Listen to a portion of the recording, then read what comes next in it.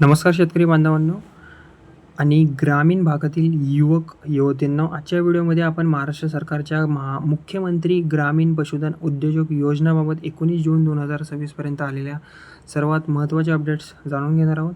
ही योजना नेमकी काय आहे, कोणाला याचा लाभ मिळणार आहे, महिला आणि युवकांसाठी कोणती मोठी संधी उपलब्ध होणार आहे, तसेच दुग्ध व्यवसाय, शेळीपालन आणि कुक्कुटपालनासाठी काय मदत मिळू शकते आणि अर्ज प्रक्रिया नेमकी कधीपासून सुरू होणार आहे, या सर्व प्रश्नांची उत्तरे आजच्या व्हिडिओमध्ये तुम्हाला मिळणार आहेत. ओके, म्हणून शेतकरी मंडळींनो हा व्हिडिओ तुम्ही शेवटपर्यंत नक्की बघा. ओके, महाराष्ट्र सरकारने 2026-27च्या अर्थसंकल्पामध्ये मुख्यमंत्री ग्रामीण पशुधन उद्योजक योजनेची घोषणा केलेली आहे आणि या योजनेचा मुख्य उद्देश आहे की ग्रामीण भागातील पशुपालन व्यवसायाला चालना देणे आणि शेतकऱ्यांचे उत्पन्न वाढवणे हा आहे. ओके, आणि आजच्या काळात केवळ शेतीवर अवलंबून राहणे अनेकांसाठी कठीण होत आहे, म्हणून शेतीसोबत पूरक व्यवसाय म्हणून पशुपालनाला आता मोठे महत्त्वसुद्धा प्राप्त झालेले आहे. ओके, आता याच पार्श्वभूमीवर ही नवीन योजना आणण्यात आलेली आहे. ओके, तर शेतकरी मंडळींनो, ओके, या योजनेअंतर्गत दुग्ध व्यवसायाला विशेष प्रोत्साहनसुद्धा दिले जाणार आहे. ज्या शेतकऱ्यांना गाई किंवा म्हशीच्या माध्यमातून दूध व्यवसाय सुरू करायचा आहे किंवा वाढवायचा आहे, त्यांना या योजनेचा लाभ निश्चितच मिळू शकणार आहे. ओके, आता फक्त दूध व्यवसायातच नाही तर शेळीपालन क्षेत्रालाही चालना दिली जाणार आहे. ओके, ग्रामीण भागात कमी गुंतवणुकीत सुरू होणारा शेळीपालन व्यवसाय अनेक कुटुंबांसाठी उत्पन्नाचे मोठे साधन ठरू शकतो. ओके, आता महाराष्ट्र सरकारने 2026-27च्या अर्थसंकल्पात मुख्यमंत्री ग्रामीण पशुधन उद्योजक योजना ही जाहीर केलेली आहे आणि या योजनेचा उद्देश ग्रामीण भागातील पशुपालनाला व्यवसायाला चालना देणे हा आहे. ओके, आणि जेणेकरून होणाऱ्या काही शेतकऱ्यांचे उत्पन्न हे ॲटोमॅटिकली वाढणार. ओके, त्यांना बॅकअप म्हणून एक ऑप्शन मिळणार दुसरा पण. ओके, तसेच आता या योजनेचा आणखीन एक मोठी विशेषता म्हणजे की कुक्कुटपालन म्हणजेच पॉल्ट्री व्यवसायालाही या योजनेत महत्त्वाचे स्थान दिले जाणार आहे. ओके, यामुळे होणार काही ग्रामीण भागात रोजगाराच्या नवीन संधी निर्माण होऊ शकतात. ओके, तसेच ग्रामीण उत्पन्न वाढवण्यावर भर. ओके, राज्य सरकारने शेतीसोबत पूरक व्यवसाय म्हणून पशुपालन क्षेत्र मजबूत करण्याचा निर्णय घेतलेला आहे.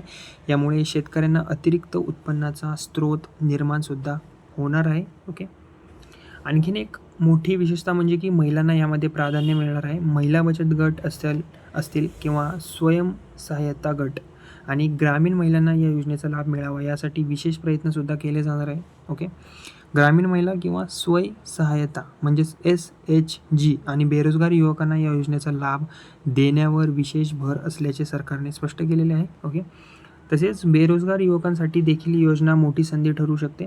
स्वतःचा व्यवसाय सुरू करण्यासाठी आर्थिक सहाय्य आणि मार्गदर्शन मिळण्याची शक्यता आहे. यामुळे ग्रामीण भागातील युवकांना रोजगारासाठी शहरांकडे जाण्याची गरज खूप कमी होऊ शकते.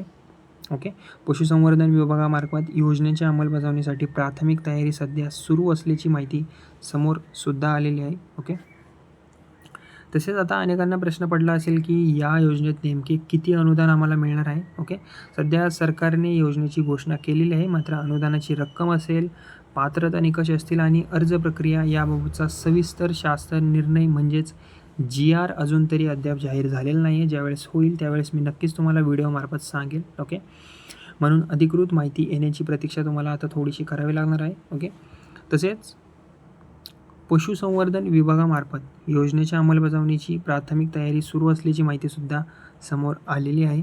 ओके, तसेच आता विविध जिल्ह्यांमध्ये लाभार्थी निवड आणि अंमलबजावणीच्या प्रक्रियेवर काम सुरू आहे. ओके, तर मित्रमंडळींनो, शेतकऱ्यांनो, ही योजना यशस्वीपणे राबवली गेल्यास ग्रामीण अर्थव्यवस्थेला मोठी चालना मिळू शकते. दुग्ध उत्पादन वाढेल, पशुपालन व्यवसाय मजबूत होईल, नवीन रोजगार निर्माण होतील आणि शेतकऱ्यांच्या उत्पन्नात वाढ होण्यास मदत नक्कीच होणार आहे. ओके, तर शेतकरी मंडळींनो, जर तुम्ही पशुपालन व्यवसाय सुरू करण्याचा विचार करत असाल तर ही योजना तुमच्यासाठी महत्त्वाची ठरू शकते. म्हणून पुढील अधिकृत अपडेट्सवर तुम्हीसुद्धा थोडंसं लक्ष ठेवा. ओके, या योजनेविषयी ही माहिती तुम्हाला उपयुक्त वाटली असेल तर व्हिडिओला माझ्या लाईक करा. तुमच्या गावातील शेतकरी, पशुपालक आणि युवकांपर्यंत हा व्हिडिओ नक्की शेअर करा आणि अशाच शेतकरी योजना, पशुपालन योजना, PM किसान, पीक विमा आणि कृषी विषयक ताज्या अपडेटसाठी माझे बडी नावाच्या चॅनलला सबस्क्राईब करायला विसरू नका. धन्यवाद.